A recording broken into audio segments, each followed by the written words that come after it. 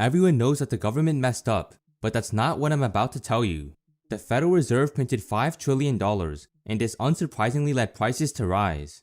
The inflation rate is currently at 8.6% as a result of this. Contrary to the mainstream media, Burry doesn't think that inflation is going to remain elevated in the short term. It's true that the Fed printed at an annual rate of $1.5 trillion during the pandemic, but the opposite is now playing out. The Fed is planning to cut the money supply at an annual rate of $1.1 trillion. If prices rose after the Fed printed trillions of dollars, it's logical to assume that prices will drop after the Fed pulls back trillions. This is happening at the same time that supply chains are catching up to demand. Supply chains have been under pressure over the past couple of years, but this is starting to change. The world hasn't been sitting back and letting the pandemic gloom over. It's in our nature to adapt to the changing environment. New supply chains have been set up. Businesses have been becoming more efficient. More container ships are being built. The supply panic is on full speed by all means. One shipping analyst said that last week, 13 more container ships were ordered, bringing the total for the year to 239. This is already the 5th largest year on record for container ship orders, and we are only halfway through the year. Such a large increase is obviously not sustainable. Another analyst explained how the size of the outlook is obviously a reason for concern. We're starting to see the scramble to produce supply in the growth of inventories. Wholesale inventories are up 24% year over year. The problem with this newfound supply is that consumers are not spending as much. Consumer sentiment is at a 1.5-decade low according to the Michigan Consumer Sentiment Index. When you have an oversupply of goods and low consumer demand, prices are bound to drop at a rapid pace. Supply glut is when retail stores suddenly have far too much supply and not enough demand. As a result of a supply glut, retail stores will have to start dropping prices by introducing mass sales. That's what Burry means when he says that Christmas will come early in July. Christmas sales always happen because businesses produce too many goods that need to be sold.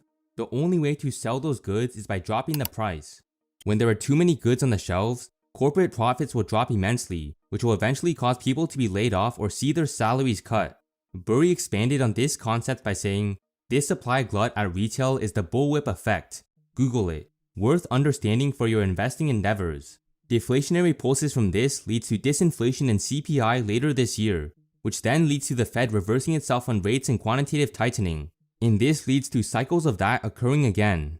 The bullwhip effect is when a spike in demand causes the suppliers to order too much supply. This is because businesses tend to order a little more supply than needed as a safety net. The problem with this is that when there's a chain of businesses all ordering extra orders, the supply can be magnified to unhealthy levels. The supply chain typically includes retailers, wholesalers, and manufacturers. As you can see in this demonstration, each step of the supply chain over-ordering ultimately leads to excess orders. This is similar to a bullwhip, hence the name the bullwhip effect. Let's say a Walmart store typically sells around 30 boxes of cereal per day.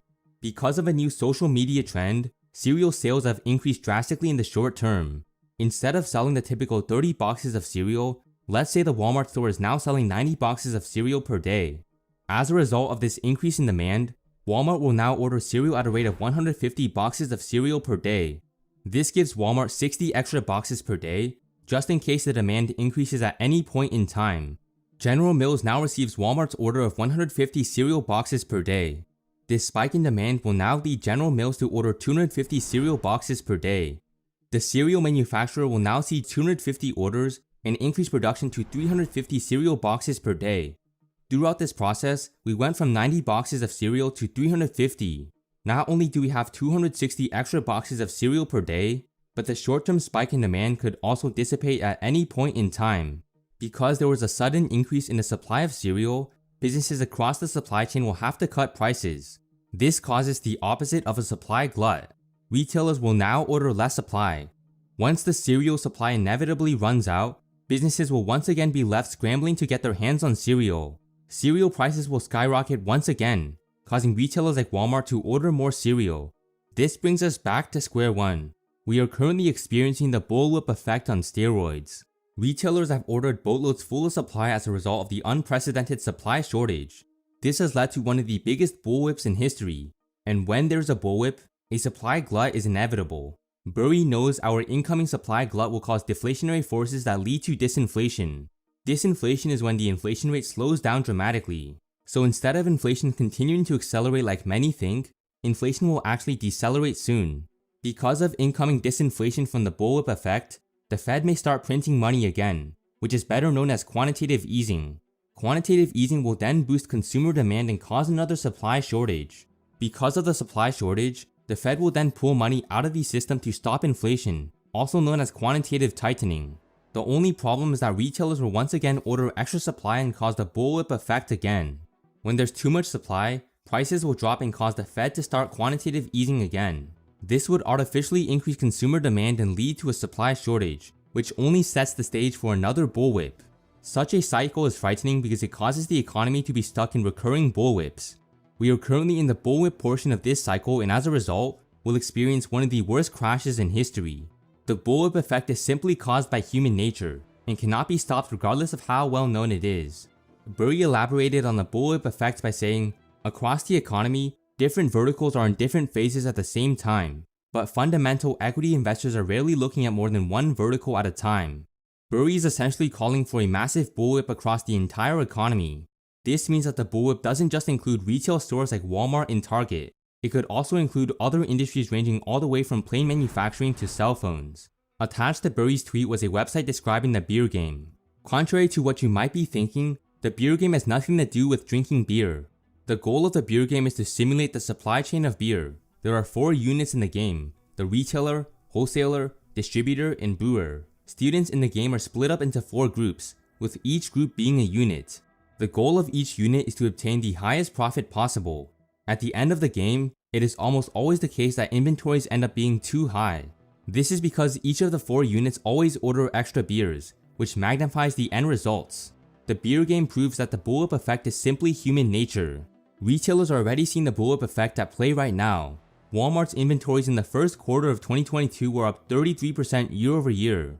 Home Depot's inventories were up 32%. This happened while Walmart, Home Depot, and Target all saw their sales increase by only 2 to 4% year over year. The retailers' inventories are increasing 10 times faster than sales, which is an obvious sign of the bullwhip effect. As mentioned before, the bullwhip effect doesn't just happen once every decade. It's a recurring cycle that only worsens over time, with prices mainly going upwards over the long term. Burry tweeted, January 1973, President Johnson died, Foreman beat Frazier, and Roe v. Wade. The Dow Jones hit its highs for the 1966 to 1982 period, as cyclical inflation reduced the spending of the dollar to just 35 cents. There was never a deflation to reverse that, now 10 cents. The cycle of bullwhips caused prices to go up and down periodically, but at the end of the cycle, there was one last price surge that never saw its downward counterpart. So while prices oscillated, they ended up being elevated in the long term. Attached to Burry's tweet was a graph showing the inflation rate in the 1970s. You can clearly see how the inflation rate was moving up and down in a cyclical fashion, which perfectly demonstrates the bullwhip effect at play.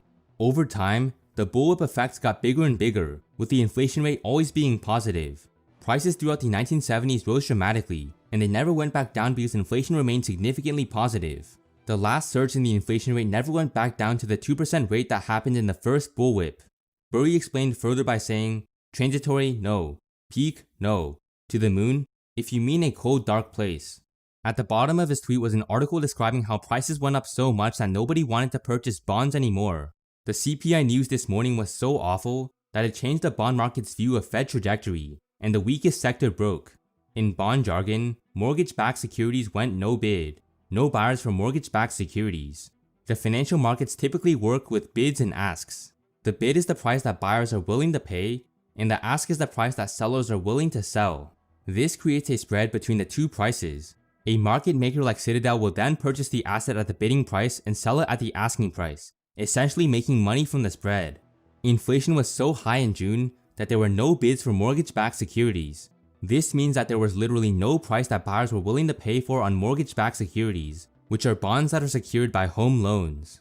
This is a terrifying signal showing that inflation is likely here to stay. This is because even though the Fed is trying to stop inflation, not everyone is on the same page. Burry tweeted an article announcing the inflation relief payments that Californians will receive.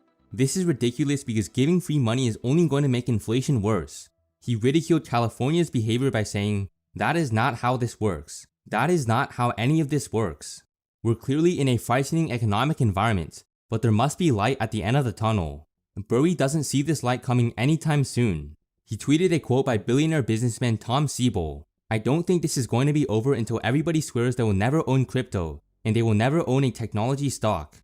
Burry added his own comment by saying, "Such was a sign in 2002, 1932, and 74. 09 was a panic bottom, but 07 not a speculative peak in stocks.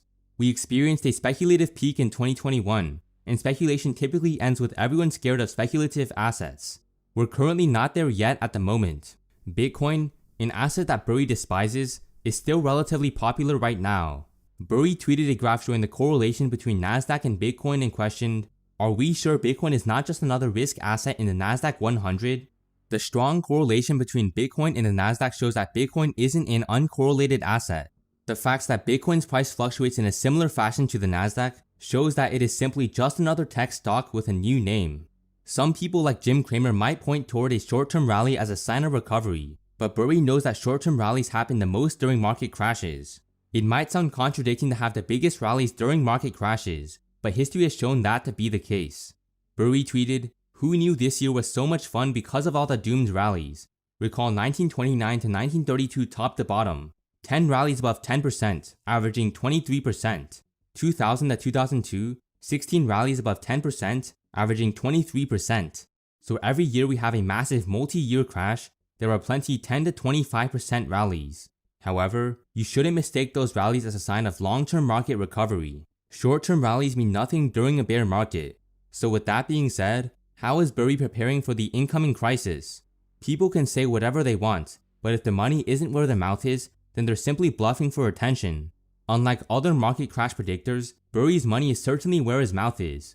That being said, his positions are more complicated than you might think. We are affiliated with a 501c3 called We Are the 51%.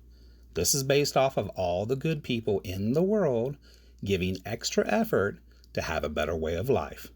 You can donate, sponsor, or even make a tax-deductible payment to help these children to get food so no child goes to sleep hungry. How you can help is to go to our website, matt55.com. You go to the bottom right-hand corner of the video, then click the button that says Retail Customers.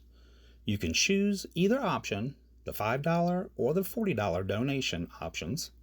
Either click the Add button below the dollar amount of which one that you choose. Then the next page, choose the quantity of the donation amount. For example, if you'd like to donate $1,000, then you can change the quantity amount to $200.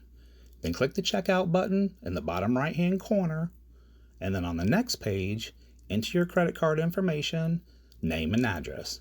We will send you out a receipt for the amount, so you can write this off as a donation on your taxes or also on your business taxes. Remember, our main goal is $1 million to help sponsor 20,000 children.